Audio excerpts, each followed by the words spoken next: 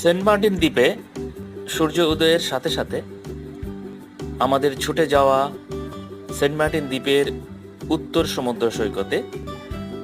সেখানে আমার ছোট ছেলে তাসিন হাসান তার নানু ভাইকে নিয়ে খাবার টেবিলে বসে আছে পরোটার উদ্দেশ্যে, এবং এরই মাঝেই সমুদ্র সৈকতের দিকে তাকিয়ে থেকে সে সমুদ্রের বিশালতাকে সে উপভোগ করছে। সেন্ট মার্টিন দ্বীপের সৌন্দর্য যদি উপভোগ করতে হয়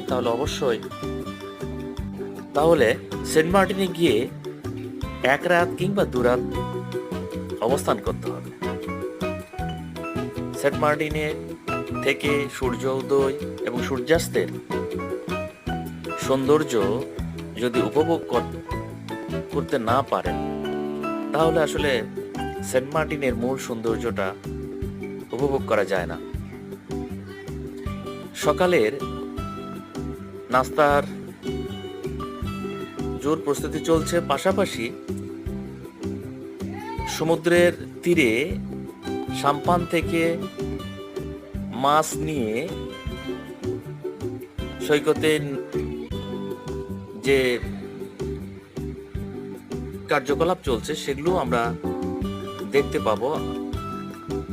এবং এই সমুদ্র সৈকতে এসে এই সেন্ট মার্টিন দ্বীপে সকালে এই যে মিষ্টি রৌদ্রের মাঝে বসে যে নাস্তা করার যে ভালো লাগা, এটি আসলে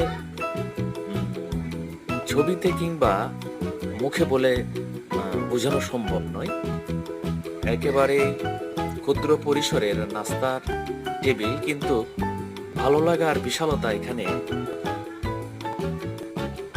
মাপা সম্ভব নয় কোনো কিছুতেই। সেন্ট মার্টিন দ্বীপ আমাদের বাংলাদেশের একটি স্বর্গরাজ্য।